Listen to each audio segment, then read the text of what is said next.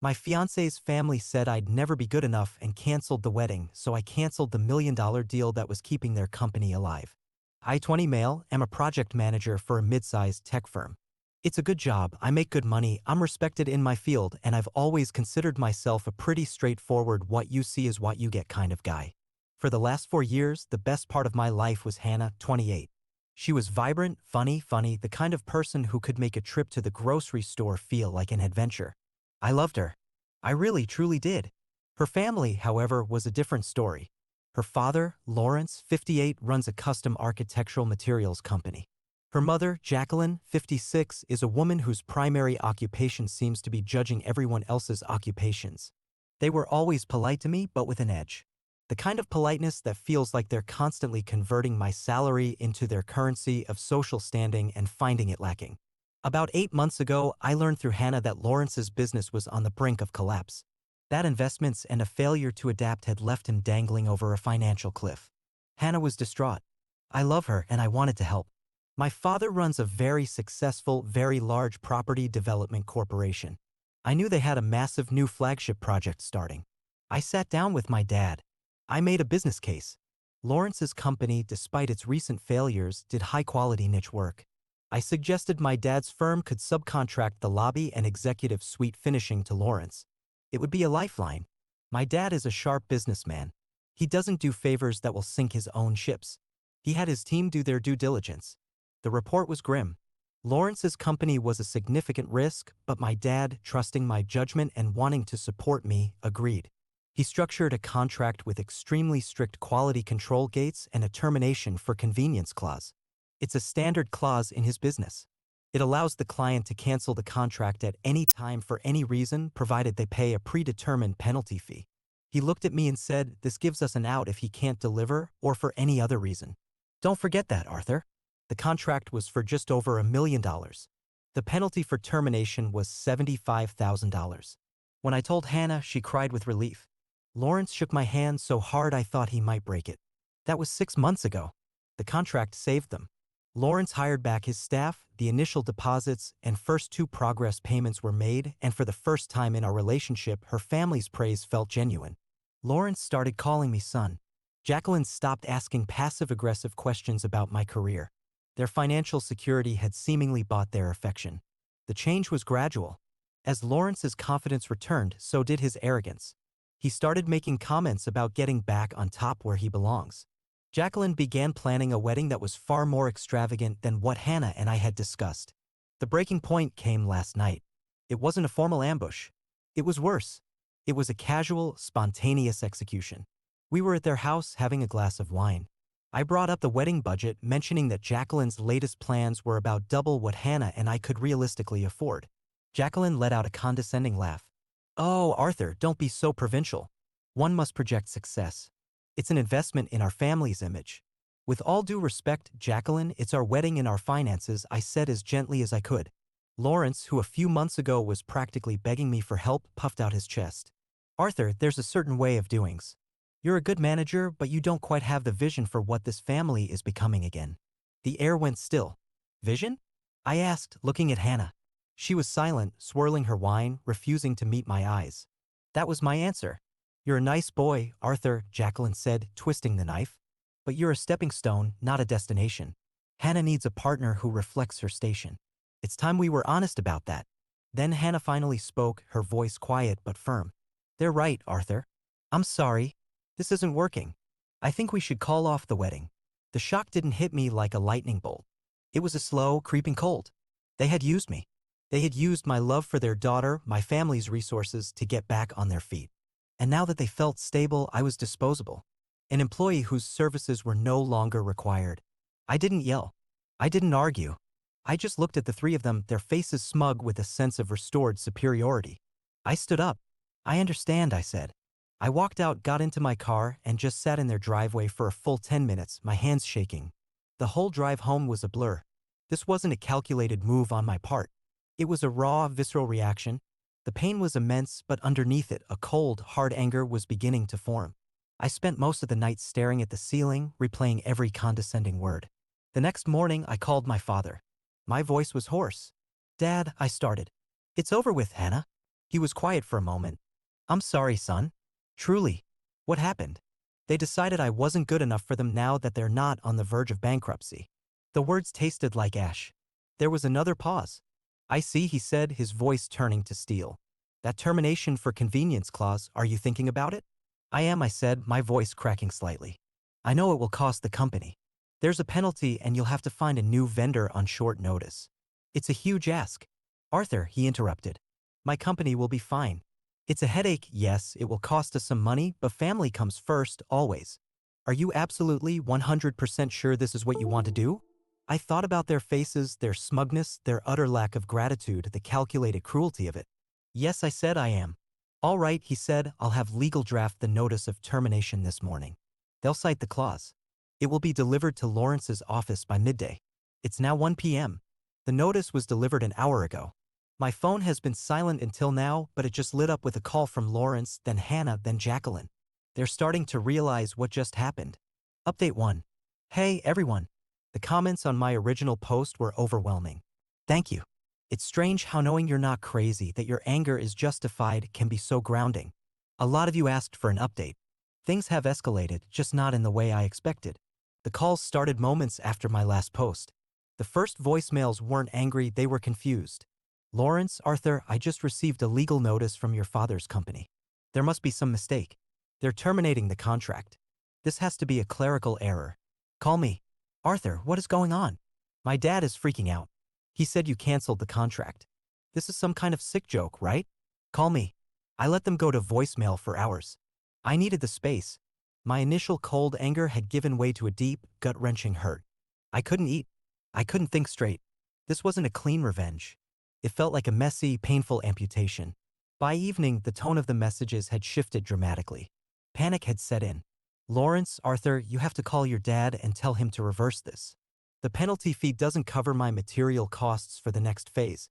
I took out a loan, Arthur, based on the full value of the contract. I have payroll. You're destroying me. There it was. He hadn't just gotten back on his feet. He had immediately overleveraged himself, assuming the full $1 million was already his. The $75,000 kill fee would be a drop in the bucket compared to the debt he'd just taken on. I finally answered a call from Hannah late that night. I knew I had to face it. How could you do this? She sobbed into the phone.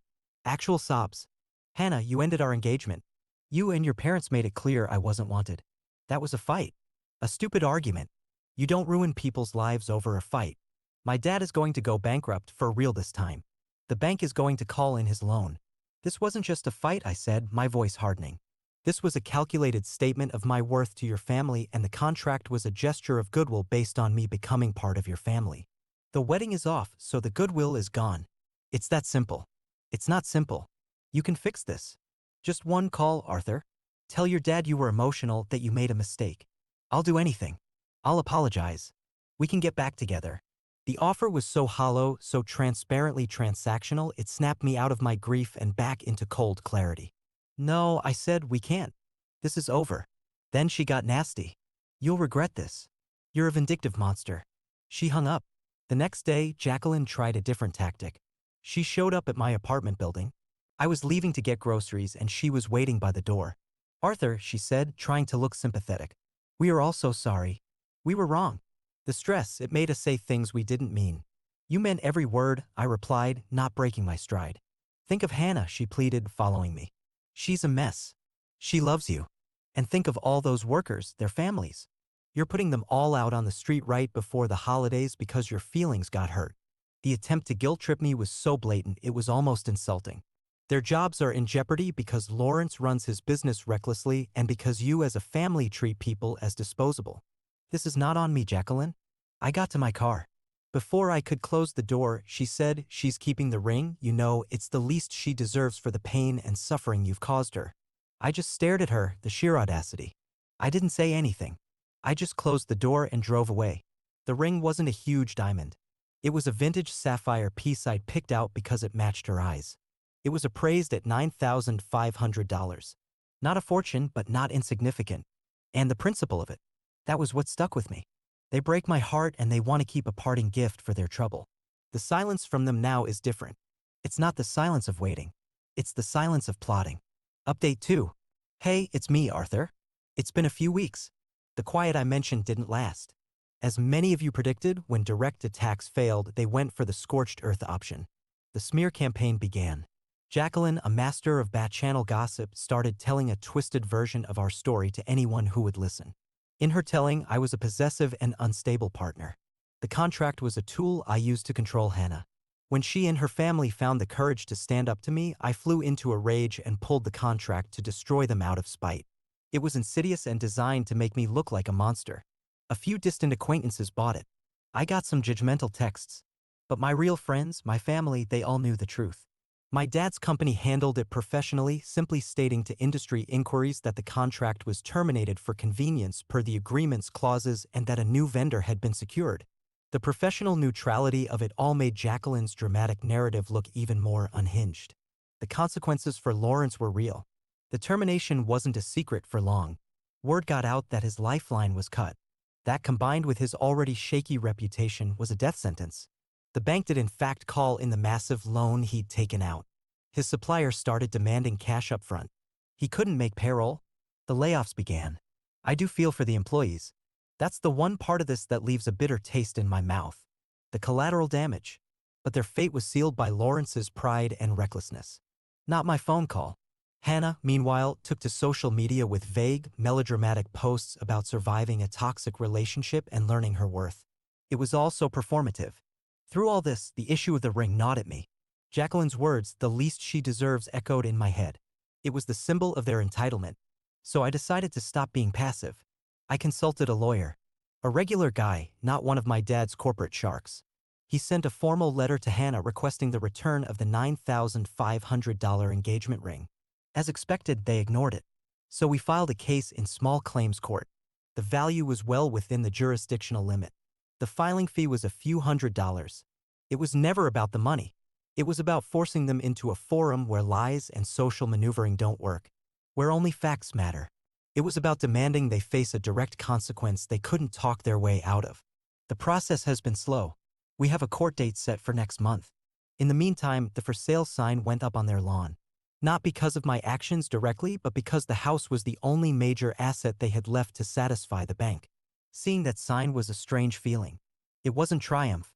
It was just a sad, inevitable conclusion to their story of greed. I got an email from Hannah last night from a new account.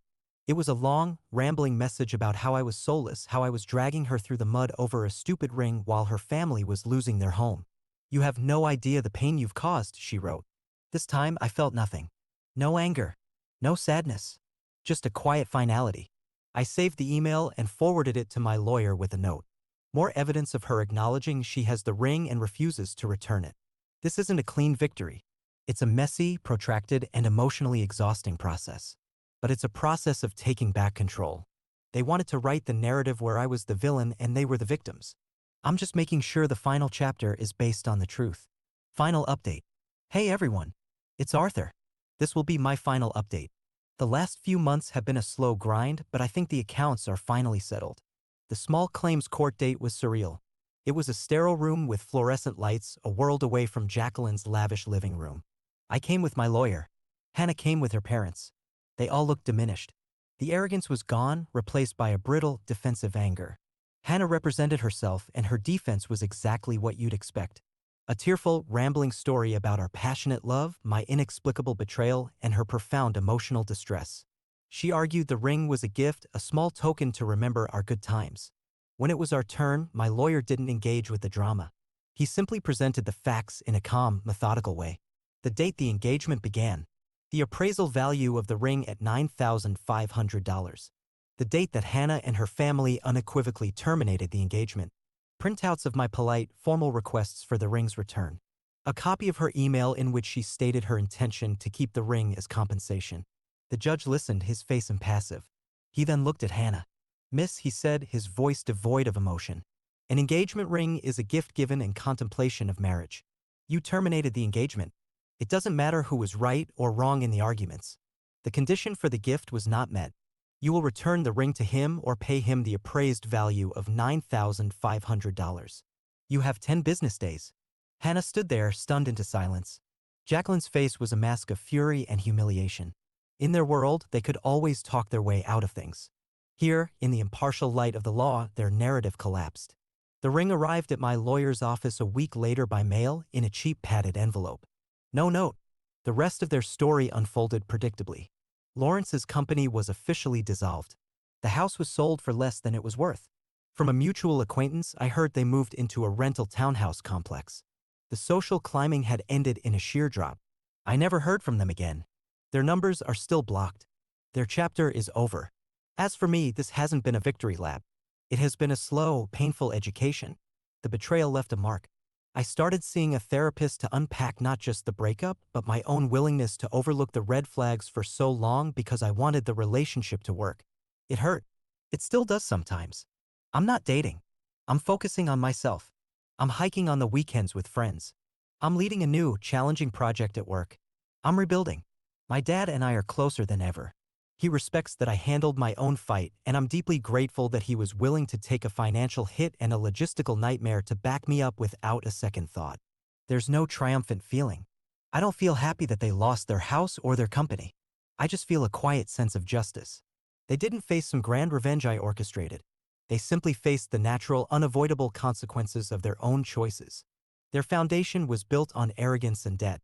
And when I removed the single pillar of support I was providing, the whole rotten structure came down on its own. I just stepped out of the way.